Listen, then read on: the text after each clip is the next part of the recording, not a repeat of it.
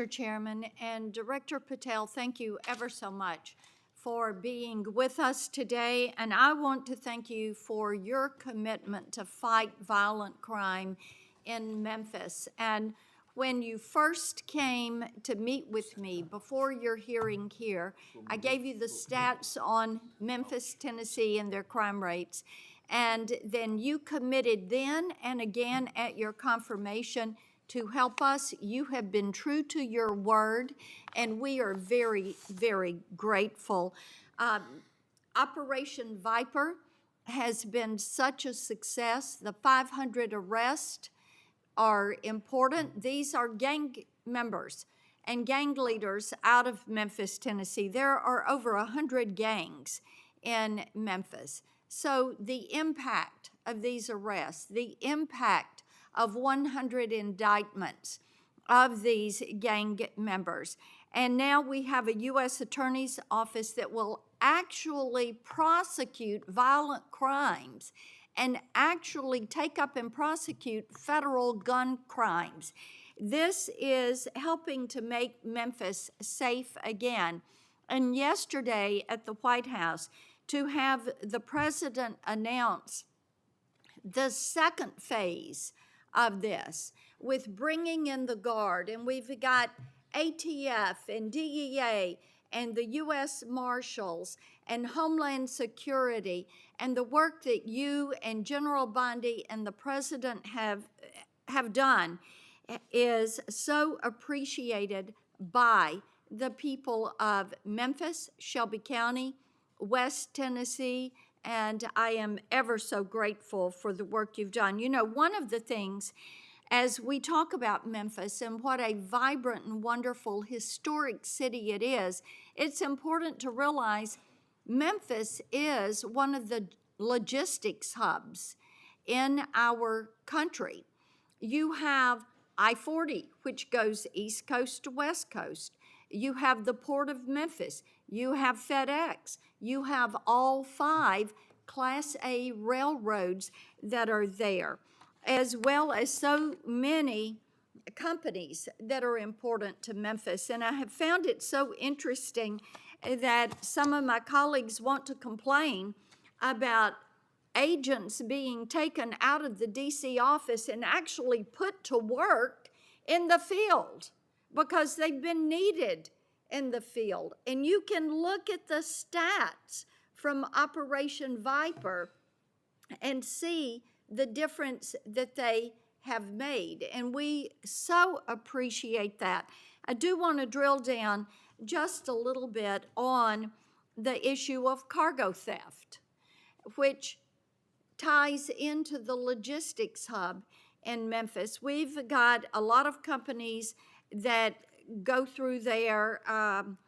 IMC is a big logistics company. People in Memphis know what it takes to keep America moving.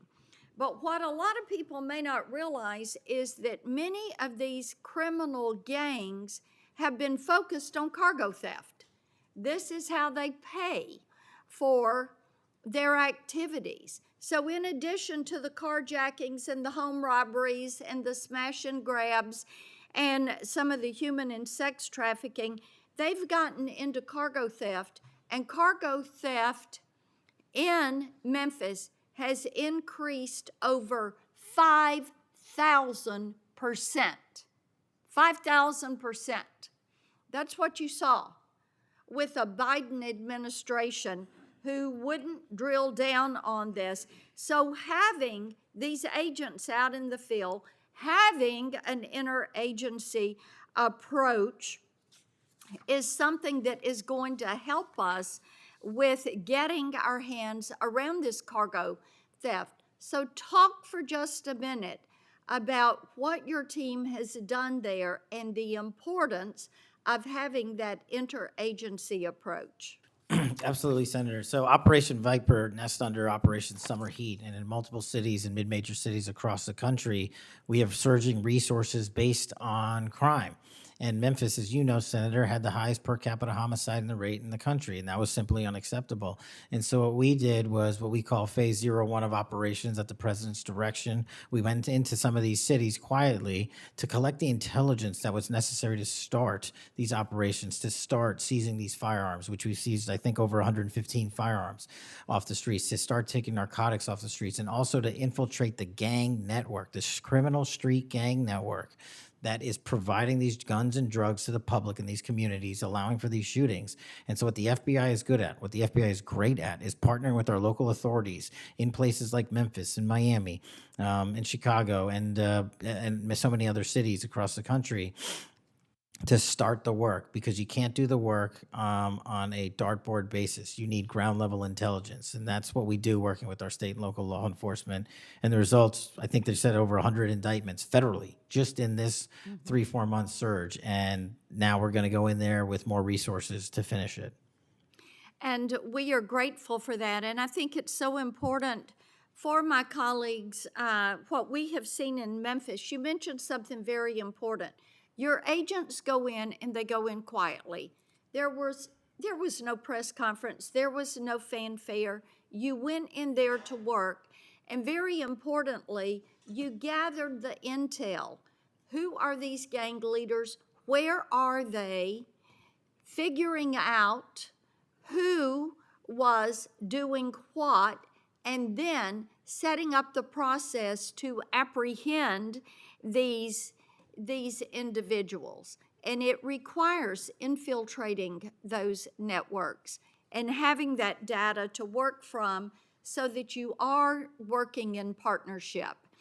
And as I have talked with elected leaders in Shelby County and Memphis, as we have talked with those in law enforcement, they have been so grateful to have this support and this additional education that comes, because local police are learning from your agents when they are learning how to track these gangs and infiltrate these networks. We know that phase 2 of this operation is going to kick off.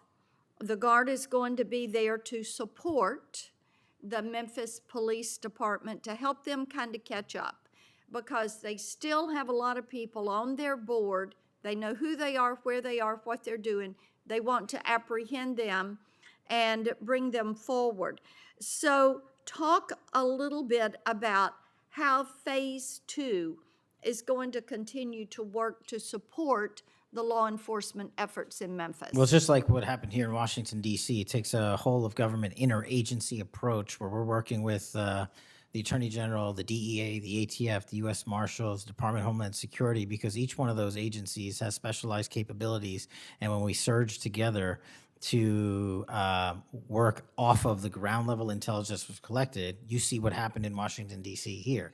And that's the next phase of it, because you are able to utilize the National Guard to set up border perimeter operations. So when you go into an area, you have the secure workspace to get in there and stay in there.